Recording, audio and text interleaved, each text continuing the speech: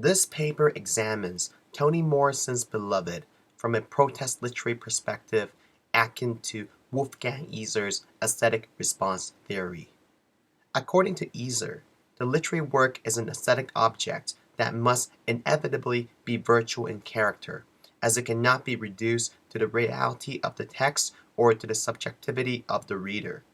The indeterminacy of the protest literary work allows the reader and the text to collectively formulate meanings toward socio-political issues. In Beloved, Morrison deconstructs antebellum pro-slavery ideology by using folkloric orality and grotesque aesthetics to rememory the shock and horrors of African American slavery. During the 1820s to 1860s, pro-slavery intellectuals and political leaders relentlessly defended slavery as a positive good that benefited everyone, including slaveholders, and non-slaveholders. I argue Morrison's retelling of the African American slave experience serves not only as a crucial reminder of the inhumanity of slavery practices, but also as a platform for comprehensive discussions regarding slavery. Historians initially were ambivalent or indifferent towards Southern pro-slavery ideology. Amongst other reasons, earlier historians perhaps simply did not wish to convey to their readers how they mourned the demise of slavery. Recent scholarship, however, discovers the pro-slavery arguments as surprisingly refined. Some even think the arguments constitute a searing critique of some of the most dangerous tendencies in modern life. Many of the Southern defenders of slavery were important educators, writers, and political leaders of the time. Pro-slavery intellectuals like Thomas R. Dew, John C. Calhoun, and George Fitzhugh devised multifaceted justifications covering social, political, religious, and philosophical fields. Although many of the arguments were racist, the most insightful ones only saw racial inferiority as playing a minor role. Peter Cochin observes that Southern defenders realized it was intellectually risky to defend slavery solely with racial inferiority, as the Northern white abolitionists already accepted blacks as an inferior race. Moreover, the capabilities of Southern whites varied. It was difficult to argue all whites were superior to blacks. Pro-slavery intellectuals therefore resorted to emphasizing on how slavery was a positive good which benefited everyone. Religiously, the Old and New Testament appealed to the pro-slavery intellectuals. Dew countered arguments that slavery was against the spirit of Christianity by citing numerous pro-slavery examples from the Bible. The children of Israel themselves were slaveholders and were not condemned for it. All the patriarchs themselves were slaveholders. Abraham had more than 300. Isaac had a great store of them, and even the patient and meek Job himself had a very great household, according to Dew from Review of the Debates in the Virginia Legislature of 1831 and 1832. Indeed, even Protestant ministers of the South were convinced that slavery was compatible with and a necessary practice of Christianity. They felt slavery helped blacks develop Christian values like humility and self-control.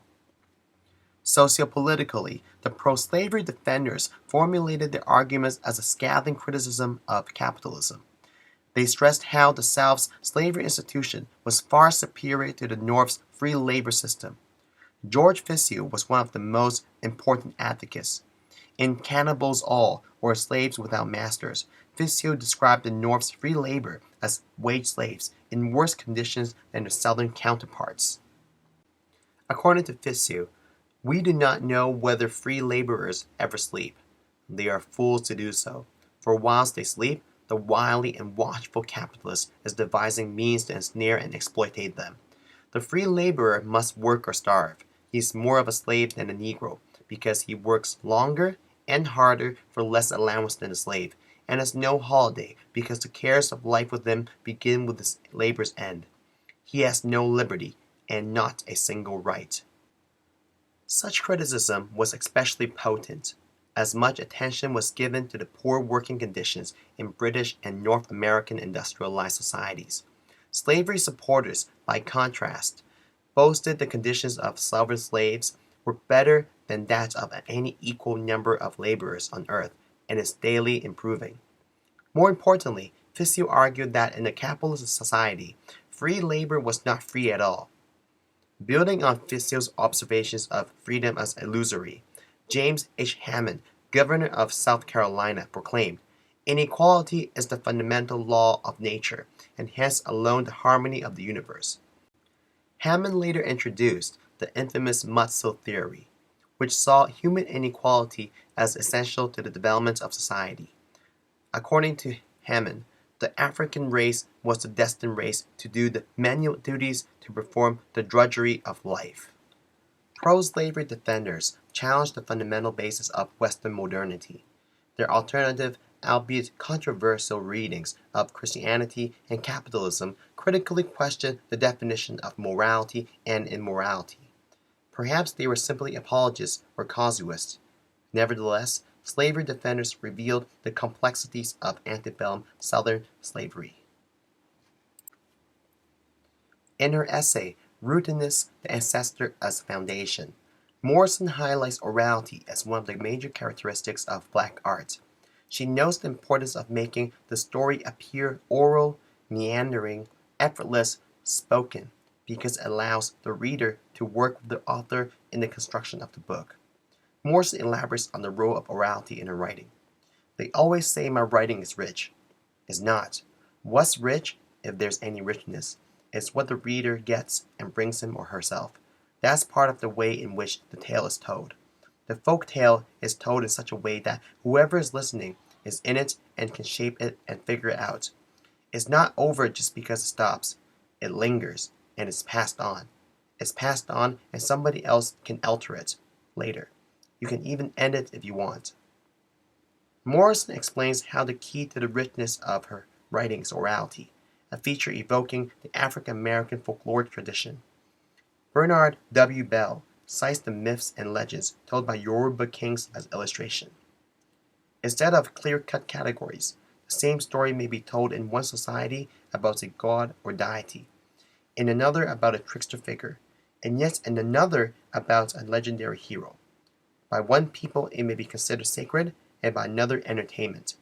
Because multiple voices are allowed, stories become complex and ambiguous in terms of both didactic function and aesthetic form. In Beloved, Morrison introduces the idea of rememory, which adopts African American folkloric orality to collectively and consciously reconstruct the memory of the African American slavery experience. Morrison contends that memory, the deliberate act of remembering, is a form of willed creation. It is not an effort to find out the way it really was. That is research. The point is to dwell on the way it appeared and why it appeared in that particular way. An important feature of rememory is the participation of more than one person in maintaining a piece of memory. Lisa Cade Weiland observes how the concept of rememory establishes a community of rememberers whose consciousness overlap at times, and at other times remain independent. This emphasis on communal and individual participation is shared by the African American folkloric oral tradition. Rememory, according to Akoma, is a conscious act of dwelling on the past that the dominant master narrative has tried to erase through contrived history. According to Whelan, to remember is also to put together or creatively reconstruct the pieces of something. Beyond the uncovering of hidden or forgotten history, remembering in Beloved, as I see it, is also a conscious and deliberate act of remembering African American slavery.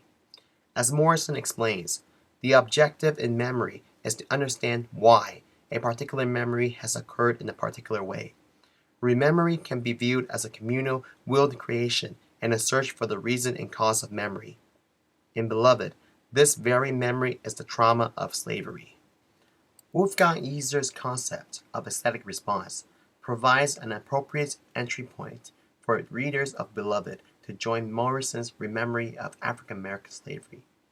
In the act of reading, Iser states the meaning of the text becomes virtual because it is formulated by both the text's existing framework and the reader's subjective imagination. Since every reader's unique interpretation is derived from the same text, it allows for different interpretations to coexist simultaneously. There is no wrong interpretation. The source of this ambiguity in textual meaning is aesthetics. According to Iser, aesthetics are the difference between reality and the text. Aesthetics detach the reader from reality and allow him or her to have a unique experience and to view reality as a thing freshly understood. In order to maximize the reader's unique experience, reader involvement is crucial. Hence, aesthetics should be indeterminate in nature. The more gaps and blanks in the text, the more space for imaginative interpretation for readers. Aesthetic response theory reveals the protest potential of the acts of rememory, and Beloved as a protest literary work. For me, the goal of protest literature is to raise readers' awareness towards socio-political issues through reader participation in the construction of textual meaning. Readers discover textual meaning through indeterminate gaps and blanks of representation. But determinate facts also act as a guide to the individual reader. The reader's understanding of a text constantly adjusts. In Beloved, Morrison utilizes the aesthetics of the grotesque to better represent the memory of trauma from slavery in its complex forms. Hints of the grotesque appear at the very beginning of Beloved. A house located on 124 Bluestone Road manifests signs of paranormal activity. Mirror shattered.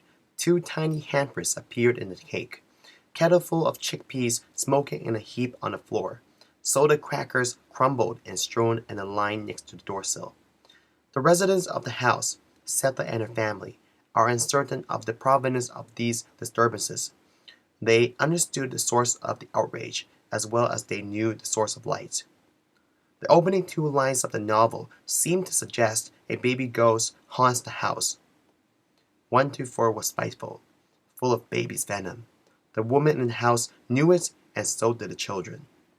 The suspenseful and supernatural details on Beloved's first page warn of ghostliness. Many of the novel's most memorable scenes involve mysterious paranormal activities. The house seems as haunted as the African American experience.